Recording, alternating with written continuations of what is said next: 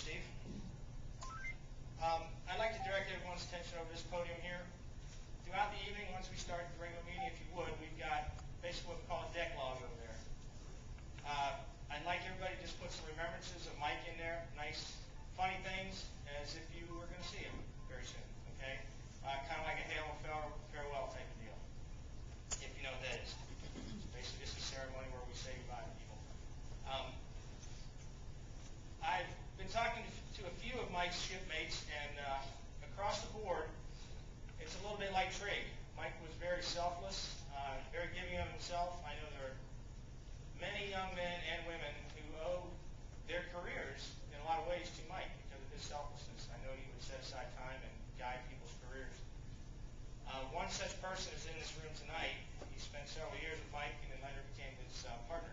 And I think he may have a few stories, at least one story for us. Virgil, do you feel like sharing anything?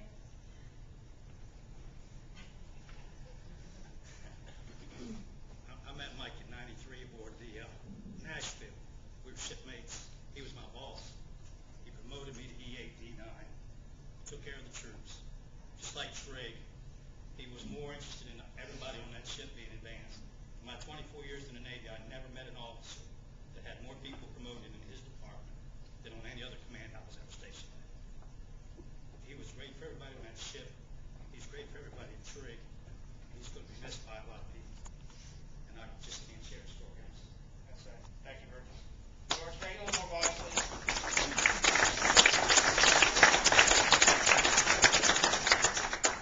Okay, I fully intended to have this memorized.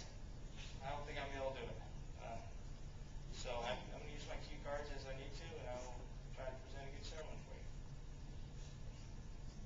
On the table sits a red rose to signify the blood our fallen shipmates shed. A crystal glass of water to quench their thirst for freedom.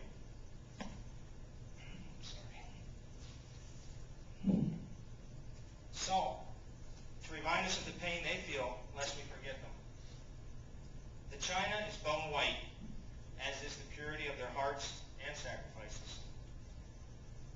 This on a white linen tablecloth that can be used as a clean bandage for their wounds. We take this time to remember them. The place we set for them this evening is a special place, as is the place we hold for them in our hearts, our minds, and our community. In days past, 2 bells marked the end of the routine day aboard a ship. It was time for tattoo, and soon taps would sound throughout the ship.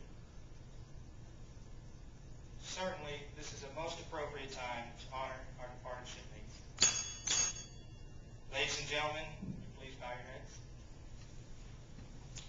The toll of the ship's bell reminds us of the reverence we owe to our departed shipmates,